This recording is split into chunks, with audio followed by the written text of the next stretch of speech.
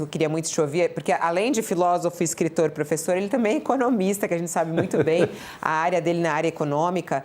Tem essa questão do INSS, esse escândalo, esse roubo dos aposentados e pensionistas e tudo que isso também abrange. E, inclusive, esbarra no filho do presidente Lula, né, o Lulinha. Ontem, o ministro do Supremo Tribunal Federal, Flávio Dino, suspendeu a quebra dos sigilos bancário e fiscal de todos os listados pela CPI, né, incluindo Fábio Luiz Lula da Silva Lulinha, filho do presidente Lula. E essa medida estende a decisão expedida favorável a uma empresária, a Roberta Moreira, que foi assinada na última quarta-feira. Ele estendeu isso ontem, na verdade, ao final do dia, para o filho do presidente. Mas antes disso, já havia vazado aí, inclusive, a informação de que ele teria movimentado cerca de 20 milhões de reais, né, ao longo de 4 anos na sua conta. Como é que o senhor vê esse escândalo, né? E, inclusive, essa decisão de Flávio Dino de suspender a quebra do sigilo. É mais uma mancha também ao Supremo Tribunal Federal na sua análise? Eu não sei a razão técnica pela qual o ministro Dino suspendeu a iniciativa. Ele disse que foi por um bloco, né? Que isso foi decidido por um bloco e que não poderia ter sido por um bloco, mas na decisão anterior ele não colocou isso inicialmente. Está acontecendo da pior maneira possível, por vazamento, por ruído, por informação. Quem não deve, não teme. Eu não vejo por que não abrir o sigilo bancário e fiscal. Não vejo por quê. De novo, acho que é alguma coisa que é direito do cidadão brasileiro saber. Essas pessoas estão vivendo muito além dos seus meios, estão com situações mal explicadas. E, de novo, o fato do filho do Lula ter se envolvido nisso não é uma responsabilidade do pai dele. Eu acho que o Lula tem tido uma postura correta, dizendo, vamos apurar. Ele em nenhum momento saiu em defesa do pai, né, professor Janete? Em nenhum momento do filho. Ele não saiu, então, né? José tem falado bastante disso, né? Ele em nenhum momento, nas declarações... Porque a última fala dele foi na entrevista aqui no UOL para Daniela Lima, e ele fala que tem que ser investigado, mas ele não fala, meu filho é inocente. Está correto. Eu acho que a postura dele está correta e não tem criminalização por relação de parentesco. Não pode, não existe isso. E eu acho que ele está defendendo a postura correta. Eu espero que em algum momento seja feita a quebra desse sigilo e a gente saiba de fato o que é que andou acontecendo. Agora, o caso do INSS é mais um exemplo do patrimonialismo. É você pegar um dinheiro público fácil, que não foi controlado, e fazer disso o que você bem entende, contando com a impunidade. É aquela mistura totalmente promíscua, né? De uso de recursos públicos para fins particulares, privados e escusos. E aí esse desconto direto na folha das pessoas, né, no salário, isso que veio como uma facilidade na área econômica para conseguir crédito às pessoas, e aí você vê os crimes sendo cometidos nessa situação. Isso tem que ser revisto na sua análise? Porque a gente vê, inclusive, isso do Banco Master, né? Acontecendo isso também em acordos feitos com prefeituras, com governos... Fundos de previdência, o que fizeram com os fundos de previdência de vários estados do Brasil, isso é um crime. É um crime, tem que ser punido. Muito provavelmente, os responsáveis pela administração desses fundos estão a mando de políticos que têm interesse promíscuo junto ao Banco Master. Então, essas decisões desse porte não são meramente decisões administrativas de um ou outro gestor. Por trás disso tem uma realidade política de indicação para cargos de poder e de mando em relação a recursos públicos. Para a gente amarrar, agora a pergunta para o economista. Vamos lá, professor Eduardo Janete. A gente está aqui no ano de 2026, ano eleitoral. A economia brasileira, claro que sempre tem um grande peso, né? As pessoas têm que estar vivendo bem, né? Para que elas confiem no governo de que elas estão vivendo neste momento. O governo diz que a economia vai muito bem. A gente viu o crescimento aí da economia no ano passado, que segundo o Josias foi uma miséria, né? Como é que você falou? Foi muito michuruco o crescimento do PIB. E aí eu tenho, com a taxa de juros que a gente tem no Brasil, o fato do país ter crescido 2,3% é surpreendente. Eu morava na Inglaterra quando a Margaret Thatcher apertou a política monetária para quebrar a espinha da inflação, que estava alta. ela levou o juro primário, equivalente a juro primário na Inglaterra, a 16% ao ano. Um pouquinho maior que o Brasil. A economia entrou em depressão. O PIB caiu 3%. O desemprego dobrou, chegou a 12 milhões de desempregados. O país desabou. No Brasil, a gente leva o juro a 15% e a economia cresce. E o desemprego está no menor índice da série histórica. A potência da política monetária no Brasil é muito baixa. Porque você usa uma bomba atômica para colher um resultado ali, trouxe a inflação de volta para o intervalo definido pelo sistema de meta. A fotografia da política econômica brasileira hoje, a economia brasileira hoje, está bonita? Ela está bem na foto ou não? Tudo considerado, eu acho o resultado positivo. Nós crescemos acima de 3% durante 4 anos, contra todas as previsões dos economistas, cuidado com os economistas. Crescemos 2,3% num ano de política monetária brutal. Desemprego na menor índice da série histórica. O Brasil saiu do mapa da fome, melhorou 5 posições no IDH, o desmatamento caiu no Cerrado, caiu na Amazônia. Tem muita coisa boa acontecendo, mas isso não está chegando para o brasileiro comum. O brasileiro comum não... E ele está muito compreensivelmente bravo com o desgaste e a perda de credibilidade das instituições no Brasil. Acho que a questão da segurança, Fabiola, vai ter um protagonismo nessa eleição. Sim. Porque o brasileiro está se sentindo muito amedrontado e realmente isso pesa, né, no dia a dia das pessoas mais simples, que se sentem apreensivas em relação à sua vida cotidiana. O fato da economia não ser tão protagonista no ano eleitoral é sinal de que a economia não está tão ruim assim. Porque se tivesse com inflação de 2 dígitos, com um desemprego alto, a gente estaria colocando a economia na mais alta prioridade do debate público. Promete uma coisa para mim? Você vai voltar aqui? Com prazer, Fabiola. Com prazer. Põe um tapete vermelho aí, Fabiola. O que eu posso fazer mais? Me ajuda, Brasil. O que eu posso fazer mais? Alegria. Não sei. Esse timaço aqui foi muito legal a conversa. Não sei, Josias, mas... Entrega o Nobel de Economia para ele. Professor Eduardo Janete, o Mairovich tem uma bomba para você. O que é isso? Não vai? Pelo amor, a gente é da casa. Vai, Mairovich. O que você quer falar com ele? Não, eu vou aproveitar as luzes do professor, o brilhantismo do professor. Você colocou a questão da decisão do Dino, que não poderia ser em bloco. Eu vou só me despedir dele, que ele realmente precisa sair correndo. Ele Não, tem um compromisso. Quer ouvir se eu consigo ouvir? Lógico. Então vai lá, Mairovich, pode ir. Qual é? Então, que não, a decisão do Dino, veja, professor, ele decidiu que as decisões têm que ser motivadas, pessoa a pessoa. Não se pode decidir em bloco quando existe uma garantia constitucional. A necessidade de se especificar pessoa por pessoa.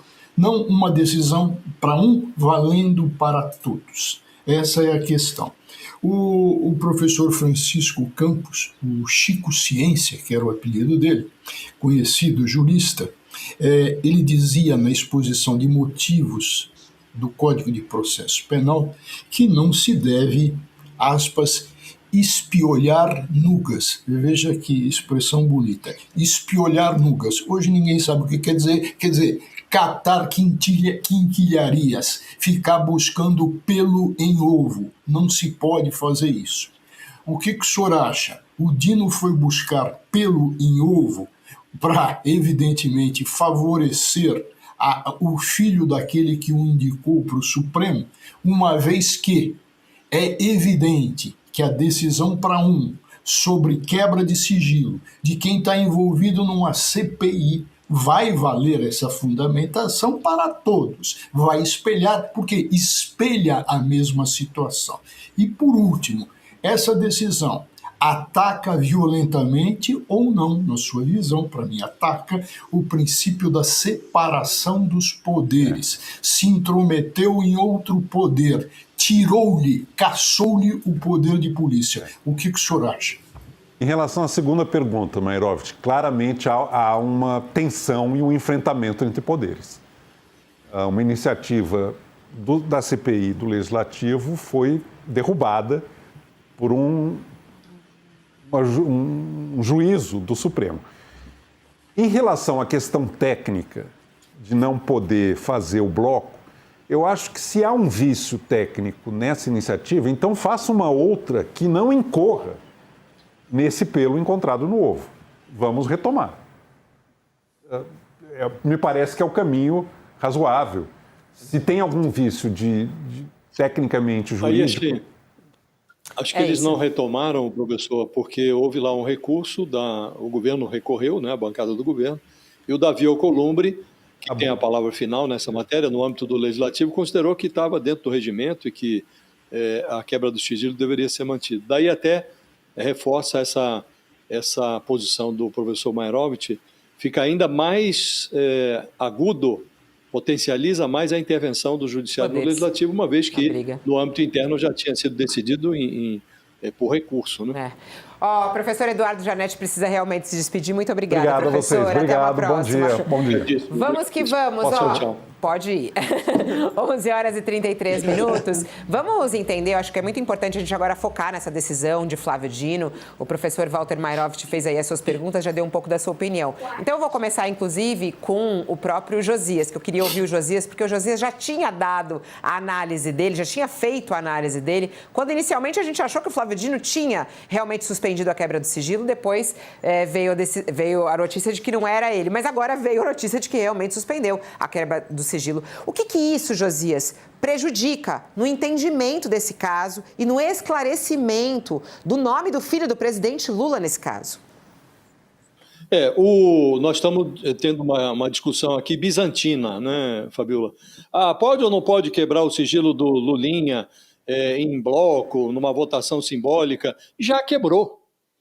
E os dados já estão divulgados.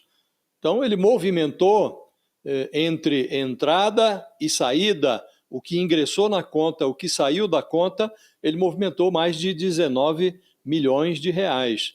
Então, se a gente dividir ao meio, considerando que o que saiu foi o gasto e o que ingressou foi o que importa, estamos falando de uma movimentação de alguma coisa em torno de 9 milhões de reais, um pouco mais de 9 milhões de reais. É uma senhora movimentação. É uma movimentação milionária. E agora é preciso que o Lulinha esclareça, porque ele não desmentiu, ao contrário, foi divulgado uma reportagem do Estadão que ele foi a Portugal tratar de negócios relacionados à exploração de canabidiol e foi na companhia do careca do INSS, que foi quem bancou as despesas. Então, ele admitiu ter um relacionamento com o personagem que é peça central na investigação sobre o assalto contra os aposentados. Agora, ele precisa explicar essa pujança da movimentação bancária dele. Mais de 9 milhões de reais, não é uma quantia negligenciável e há nessa movimentação alguma coisa, um pouco mais de 700 mil reais que foram repassados pelo próprio Lula, e aí ele diz que é dinheiro da antecipação da herança e tal. Então, ele precisa explicar, né? Ele tem 2 empresas. Agora, não está fácil para pequeno empresário, médio empresário. A empresa dele é uma empresa pequena, capital social de 100 mil reais cada uma. As 2 empresas têm um capital michuruca, 100 mil reais, e tem uma movimentação considerável.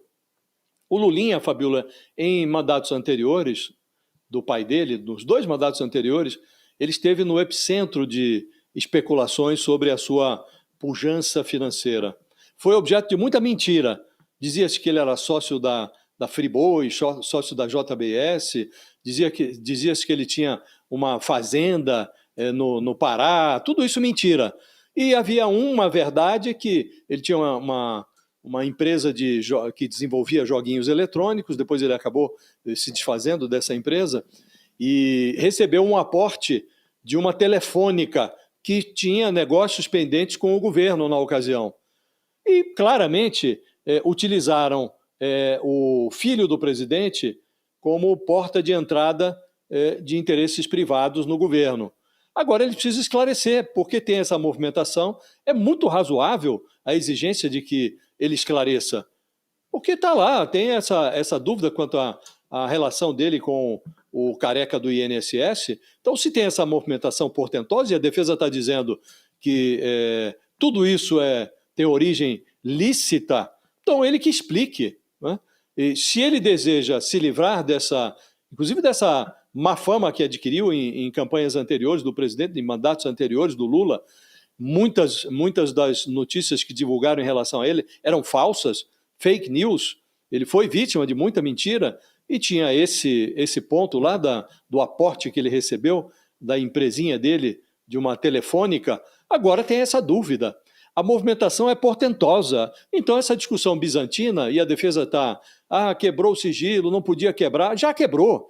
E discute-se a quebra de sigilo no âmbito do Legislativo, da CPI, mas ninguém está questionando a decisão do André Mendonça, que autorizou a Polícia Federal a apalpar os dados bancários e fiscais do Lulinha. Estão aí os dados à disposição, a imprensa está fazendo o papel dela, foi buscar a informação e divulgou. Agora cabe ao Lulinha, à sua defesa, se defender. Hoje, Fabiola, esse tema, a movimentação bancária do Lulinha, é matéria-prima para a oposição na campanha eleitoral. E vai depender das explicações que o filho do presidente for capaz de dar, ou das explicações que ele não tiver condições de dar. Vai depender disso, o poder de influência desse tema na eleição. Agora, isso tudo compõe um balaio que não favorece o Lula. Estamos falando de temas que são relacionados, Fabiola, com corrupção, suspeita de corrupção. E lá atrás, em 2018, o Bolsonaro se fez numa campanha, virou presidente da República, cavalgando esse tema, o antipetismo e a corrupção.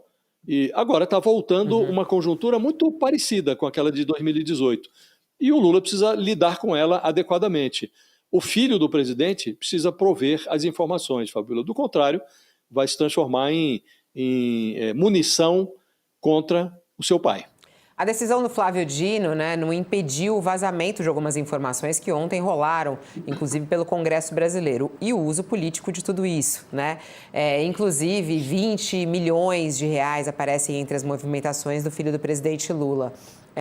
Flávio Dino, na sua decisão, deixou claro ali e disse, abre aspas, por óbvio, esclareço que a decisão de ontem e a presente decisão não têm qualquer relação e não invalidam quebras de sigilo efetuadas na investigação da Polícia Federal sob supervisão do Supremo Tribunal Federal em procedimentos próprios, fecha aspas. Nesse ponto específico, Ronilson, queria falar com você sobre isso, né? O Flávio Dino disse que toma essa decisão porque, na visão dele, não poderia ter sido tomada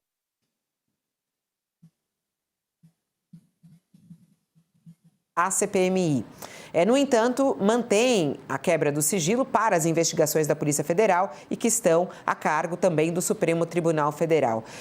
O uso político dessas informações no ano eleitoral, o filho do presidente, a defesa, né, de próprio Lulinha diz que isso poderia prejudicá-lo, né? Como é que você vê essa situação do uso político dessas informações e, de certa maneira, parece que foi isso que Flávio Dino quis proteger? Nós falamos bastante sobre isso, né, Fabiola, semana passada, sobretudo da decisão do Lulinha que não fornece as explicações necessárias. Quer dizer, é um pouco uma bola de neve, né? Quanto mais ele resiste em fornecer informações, acho que ele tem de partir do pressuposto de que ele é o filho do presidente da República, ele é o filho do Lula, mais do que o presidente da República, né? Eu acho que a Mônica Bergamo, semana passada, enfatizou isso. Mais do que ser filho do presidente da República, ele é filho do Lula, né? Um dos políticos mais importantes no século no Brasil, certamente o político mais importante hoje em atividade no Brasil, para a história da democracia brasileira. Ele tem de partir desse pressuposto. Então, a cada resistência de explicações, de evidências, de só fornecer respostas e explicações quando a pressão já está muito grande, mesmo quando a pressão já está muito grande, vai fazendo a egípcia ali ou não responde nada, ou se fica se manifestando por notas, que põe coisas bem pontuais, que acaba não explicando nada, tudo isso só vai dificultando o contexto e a situação não tem como... É o mundo real, não tem como uma situação como essa não ser usada politicamente. É óbvio que ela vai ser usada politicamente. A maré não é favorável para o governo e para o Lula, a sua pretensão de reeleição, mesmo de coisas que ele não tem nenhuma relação direta, ele não tem relação direta com as escolhas e as decisões do filho, ele não tem relação direta com toda a confusão que está acontecendo entre o Banco Master e o STF, mas acontece que o STF foi importante lá atrás, no todo o processo das eleições, o TSE, do qual a eleição do Lula, né, sendo sempre atacada como uma associação direta entre as ações do TSE e da Suprema Corte e a eleição do Lula, as razões ou as justificativas, né, desse ataque que é usada pelo campo da extrema-direita, não só o campo bolsonarista, mas extrema-direita de maneira geral. Então, não é uma maré favorável. Quer dizer, o STF está na condição na qual nós estamos falando aqui desde 10 horas da manhã, e o Lulinha num atoleiro que só vai aumentando, as explicações são ínfimas, incapazes de bloquear. E, como se não fosse tudo já o bastante, você tem a defesa ou o impedimento da quebra de sigilo feita por um ministro que foi indicado pelo Lula. Quer dizer, é uma confusão que atravessa o Lula direto e indiretamente o tempo todo. Então, o uso político não tem como. Tem que jogar a partir do reconhecimento da realidade que o uso político já está dado, o uso político já está posto. E se de um dos lugares onde tudo isso pode ser amenizado, que é exatamente do Lulinha e a sua exposição às explicações, a gente só vai vendo uma deterioração do espaço, do contexto, respingando cada vez mais no governo e no presidente. Bom, agora eu quero a palavra do Walter Mairovich, ele fazendo uma análise, ele fez a pergunta já para o professor Eduardo Jannetti, né? Mas agora eu quero a sua análise, professor Mairovich, sobre a decisão do Flávio Dino. Tem alguma justificativa ele recusar aí, né? Ele suspender a quebra do sigilo? De que maneira isso prejudica as investigações? Agora, ele manter essa quebra do sigilo para as investigações da Polícia Federal, que estão a cargo também do Supremo Tribunal Federal, isso é um bom indicativo? Olha, ele não quis atropelar a decisão do Mendonça. Deixa eu saudar o Ronilson, que eu pensei, às vezes a gente fica, né, Ronilson, esperando para entrar. Então, quando eu entrei, eu achei que você estivesse no banco, no aquecimento. Então, por isso que eu não te saudei. Mas fica a saudação agora. Olha, na realidade, o Flávio Dino, como eu disse, e vou usar a expressão do jurista Francisco Campos, apelidado pelo seu conhecimento enorme de Chico Ciência, mas sei também que ele ajudou a ditaduras, Vargas e a de 64. Bom, mas isso é outra coisa, mas ele deixou aquela expressão que a gente não pode ficar espiolhando nugas, catando quinquilharia. O Flávio Dino sabe muito bem que as decisões do Congresso Nacional, do Legislativo, do Poder Legislativo, podem ser apreciadas pelo Supremo em certas e determinadas condições. Agora, não pode o Supremo querer ser fiscal, porque aí invade a competência de quem tem poder de polícia. Então, foi uma decisão infeliz. Por quê? Porque estava motivada a decisão. Quebras de sigilos em razão do que estava sendo colocado e estava sendo investigado. Então, ele exagerou na interpretação e, evidentemente, a favorecer o Lulinha, mas como disse o Josias, isso já está lá, já está no processo, já houve a quebra. Agora eu gostaria de pegar uma carona no que disse o Ronilson para dar uma esticada na coisa. Hoje a gente diz, todo mundo diz, né, sobre a mulher de César, que precisa parecer honesta, não basta ser, precisa parecer honesta. Para o filho do presidente, Ronilson, e ainda de uma importância de um Lula conhecido internacionalmente, pela importância, eu diria que o filho do presidente também tem que parecer honesto. Ô Josias, agora teve esse vazamento, né? Essa movimentação na conta de Lulinha. Queria também me debruçar um pouquinho nisso, né? Quando isso saiu, né, e começou a ser usado isso pelos parlamentares. Para quem está conosco na TV, o intervalo, a gente segue falando sobre isso pelo nosso YouTube. Vai lá, UOL no YouTube que você encontra a gente. Isso levanta alguma suspeita, Josias, contra ele?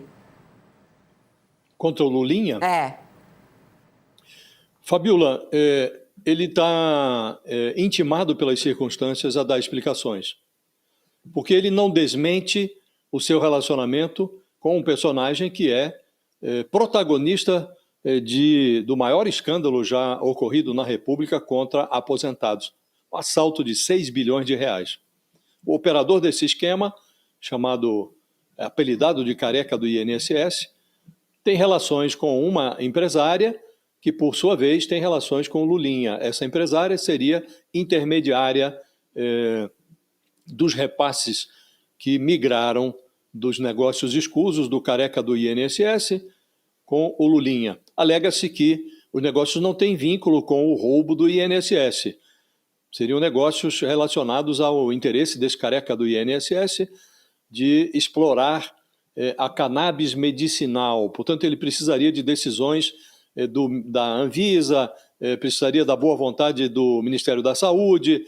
Então, na prática, o que se tem, a suspeita que está sobre a mesa é de que o filho do presidente tenha utilizado o seu sobrenome para fazer lobby em favor de um empresário que assaltou os aposentados dentro do governo do pai dele.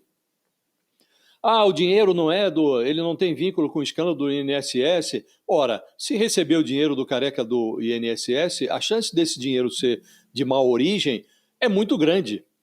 E não cabe ao filho do presidente, senão, nessas circunstâncias, dar explicações. E ele não deu as explicações. Não deu nem para o pai dele, aparentemente, porque na entrevista ao UOL, no início de fevereiro, o Lula falou: se tiver contas, se tiver problema, tem que pagar, se não tiver, tem que se defender. E o Lula não colocou, nem ele colocou a mão no fogo pelo filho. Agora aparece a movimentação. Quebrou-se o sigilo. É uma movimentação que não é negligenciável. Estamos falando de mais de 19 milhões, como disse, entrada e saída. Então não se pode também ficar dizendo movimentou 19 milhões para dar à notícia esse caráter especulativo, transformar o espetáculo que já é muito ruim em algo muito pior. Não, movimentou, então tem entrada e saída. Então, o que entrou na conta, e é o que nós devemos levar em consideração, um pouco mais de 9 milhões de reais. É muito dinheiro para o período analisado. Nos anos de menor ingresso, ele terá recebido alguma coisa em torno de 200 mil reais por mês. Nos anos em que o faturamento foi maior, 300 mil reais por mês. Não é pouco dinheiro. Não é pouco dinheiro. Então, é preciso que o filho do presidente explique qual é o seu talento empresarial. Que talento empresarial ele tem para auferir esse tipo de rendimento? Uhum. E as explicações não estão sobre a mesa. Ele ainda não as forneceu, nem ao pai, aparentemente, muito menos à opinião pública. Então, não adianta ficar reclamando, vazou, não podia vazar. Não, já vazou, o sigilo já foi quebrado com razão, porque ninguém pediu a ele para se relacionar com o tal careca do INSS. Ninguém pediu a ele para não prover as explicações antes da quebra do sigilo. Agora está aí, o dado está na vitrine e ele precisa dar explicações. Do contrário, como disse, ele vai fornecer matéria-prima para a oposição utilizar contra o pai dele durante a campanha eleitoral. De resto, vai ficar em apuros, né? Porque estamos falando de uma investigação criminal. E é muito impressionante que esses dois escândalos se juntam, né? Do caso do Banco Master com o INSS. Então agora a gente vai voltar para o caso